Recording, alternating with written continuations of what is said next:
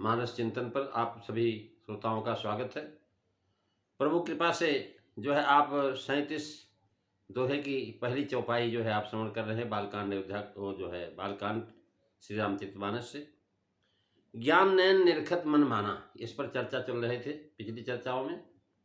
और महाराज इस प्रकार से रामचरितमानस की विशेष बताए हैं कि ये ज्ञान नयन से क्या देखे, तो कहने लगे बाल सांख्य शास्त्र है, अयोध्या जो है वैशेषिक शास्त्र है, अरण्य मीमांसा है, किष्किंधा योग, सुंदर जो है न्याय, लंका वेदांत और उत्तर साम्राज्य है। अथवा ज्ञान की सप्त भूमिकाएं हैं, वे ही सप्त सोपान। अथवा 9 भक्ति की 9 सीढ़ियों में श्रवण कीर्तन से ये 12 बाहर से चढ़ने की 2 सीढ़ियां हैं और भीतर से 7 सीढ़ियां हैं। यानी वो अब आप जब तालाब पर चढ़ोगे तो नीचे से 1 सीढ़ी मिलेगी, 2 सीढ़ी मिलेगी, फिर आप जब तालाब के मुड़ेर पर पहुंच जाएंगे उसके बाद नीचे उतरना पड़ेगा। तो महाराज ये सब सोपान 9 भक्ति की 9 सीढ़ियों में श्रवण कीर्तन ये 12 बाहर से चढ़ने की सीढ़ियां हैं और 7 जो है भीतर की सीढ़ियां हैं। यही में रुचिर सप्त सोपाना कहते हैं, ही में रुचिर सप्त सोपाना रघुपति भगति कृपंथाना। हमारा इस चौपाई के आधार पर कहा जान गया था। अथवा ज्ञान से विचार करना चाहिए कि हाँ 4 संवाद 4 घाट, शिवकृत मानस में 4 घाट कौन है, विचारने पर जान पड़ेगा कि नाम, रूप, लीला और धाम, यही महाराज 4 घाट। उन्हीं के अवलंब पर ही चारों संवाद हैं, भगवान के नाम पर, भगवान के रूप पर, भगवान की लीला पर, भगवान के धाम पर। ये चारों संवाद जो है इसी के अवलंब पर है। इन संवादों के अंतर्गत धाम आदि का वर्णन 7 ठौर जो ग्रंथ में, वही 7 ब्रह्म 7 सुंदर सीढ़ियां हैं। रामचरित जो है महाराज जल रूप और उसके प्रारंभ में प्रथम सीढ़ी वह देखने मात्र से खुली है, अन्य 6 सीढ़ियां जल में डूबी हुई।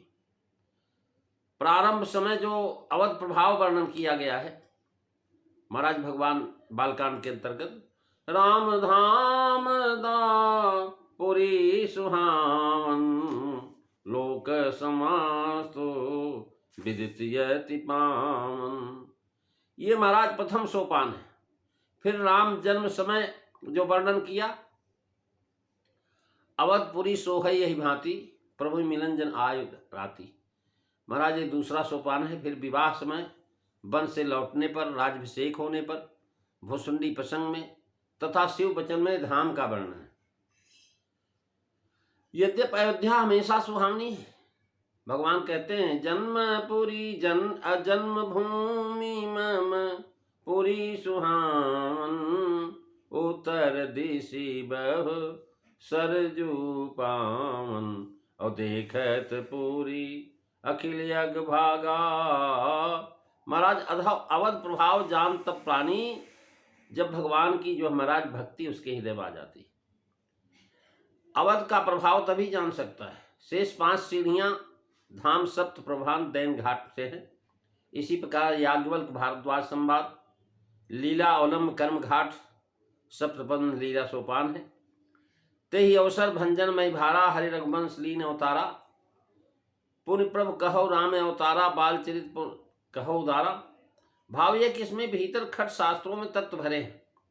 सांख्य में प्रकृत पुरुष का विचार है, इसका काम तीनों दुखों से रहित होना है।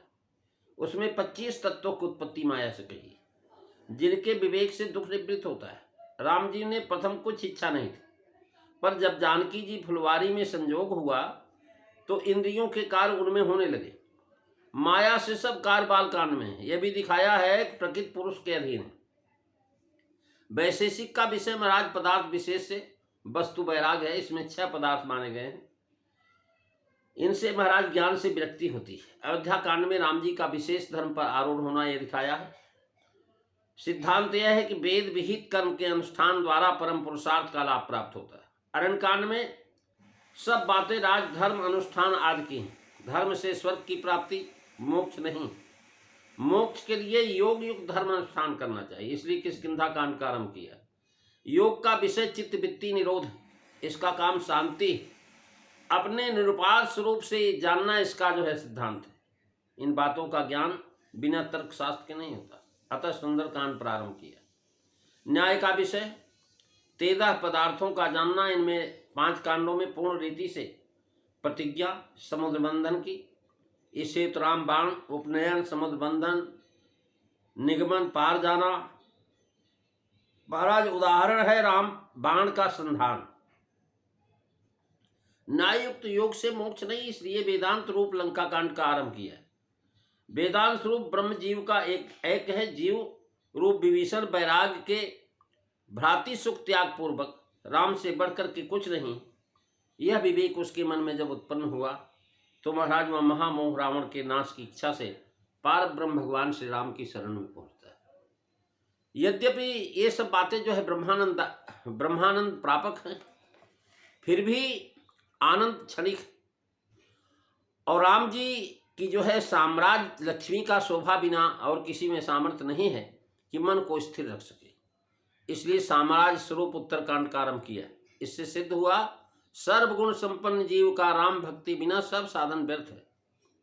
महाराज बैजनाथ जी ने लिखा है 7 प्रबंध 7 ठिकाने। और महाराज ज्ञान नयन भाव यह कि गुरु पद से प्राप्त दिव्य ज्ञान दृष्टि द्वारा देखने से 7 सोपान की मणि युक्त जो है सीढ़ियां दिखाई पड़ती, जो तेजो में है।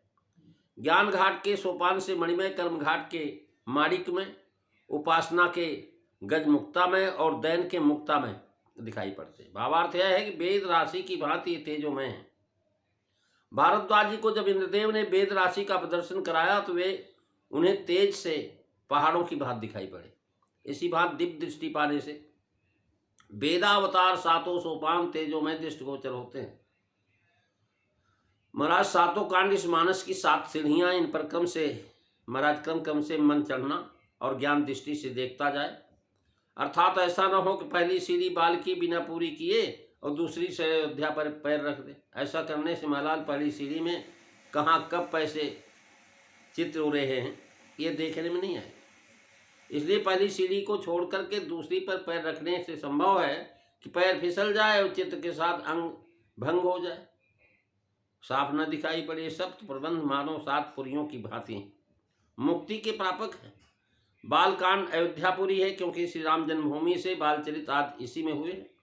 अयोध्या कांड मथुरा है क्योंकि जैसे कृष्ण जी मथुरा गमन से गोपिकाओं को तीव्रता थी विरह हुई, वैसे राम वनवास के समय अवध वासियों के मन में महान दुख हुआ। वो भी महाराज भगवान के साथ चल पड़े और भगवान ने ऋषियों से कहा था कि मैं कृष्णावतार में तुम्हारे मनोरथ पूरे करूंगा। कि सारे ऋषि मुनि जो है महाराज वो भी चाहते थे जब हमारे इष्ट भगवान जो है गृहस्थी है तो हम भी हो जाएं। तो भगवान ने कहा चिंता मत करो, अभी तो मैं मर्यादा पुरुषोत्तम हूँ, जब अगली बार मैं कृष्ण अवतार में आऊँगा तुम्हारी इच्छा पूरी करूँगा।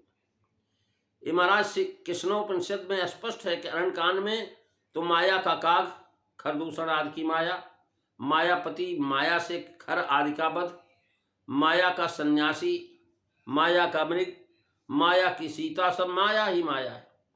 और महामाया सती को मोह भी इसी में हुआ था, अतः से मायापुरी कहा। किष्किंधा को काशीपुरी कहा क्योंकि सो काशी से ही कृष्ण प्रारंभ में कह दिया। काशी में श्री राम मंत्र के अनुष्ठान से भगवान महाराज शंकर से श्री राम जी से मिले। वैसे इस कांड में रुद्रावतार हनुमान जी से श्री राम जी से भेंट हुई।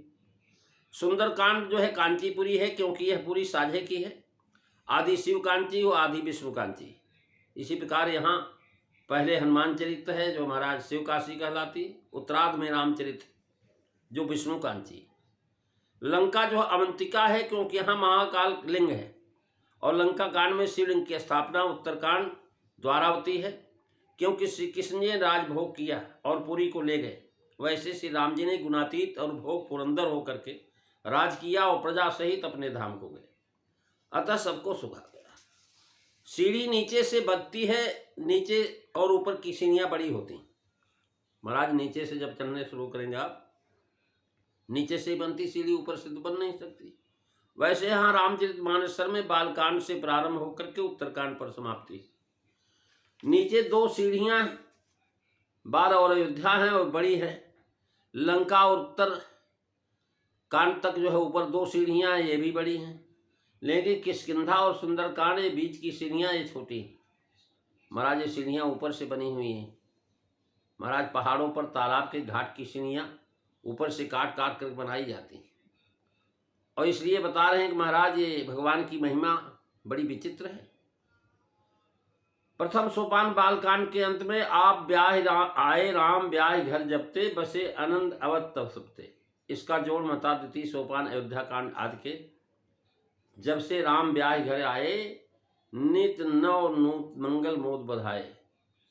अयोध्या कांड के अंत में भरत चरित कर नेम तुलसी जे सादर सुने श्री राम पद प्रेम अवस हो भवरस विरत। अरण्य कांड के अंत में कहा सिर नाय 12 बार चरणन ब्रह्मपुर नारद गए। महाराज चतुर्थोपान किष्किंधा कांड के आगे चले बहुर रघुराया। इसमें जामवंत में पूछो तो ही उचित सिखावन दीजो मोही हनुमान जी। पंचम सोपान में महाराज आज में जामवंत के वचन सुहाए और सुंदर कांत के अंत बिना अंत में महाराज निज भवन गौने सिंध श्री रघुपति ही मत भायु। महाराज इस प्रकार से सोपान का वर्णन किया। लंका कांड उत्तरकांड सबका वर्णन हुआ, और महाराज जो है अन्य वक्ताओं के 7 कांडों की कल्पना तो की पर सोपान नहीं बनाया, इसलिए अल्प पुरुषार्थ व्यक्तियों के लिए दुर्गम था। पर जो है ग्रंथकार तुलसीदास जी महाराज सब सोपान बना करके सीढ़ियाँ ऐसी बना दिया कि आप आराम से पार हो जाओ। ये भगवान की महिमा है, जो महाराज निर्गुण रूप की एक रस महिमा का वर्णन ही उत्तम जल की अगाधता है। महाराज भगवान की निर्गुण रूप ये अगाध है। इसकी चर्चा आप अगली कथा में सुनेंगे। आज बस इतना ही। बोलिए सियावर रामचंद्र भगवान की जय।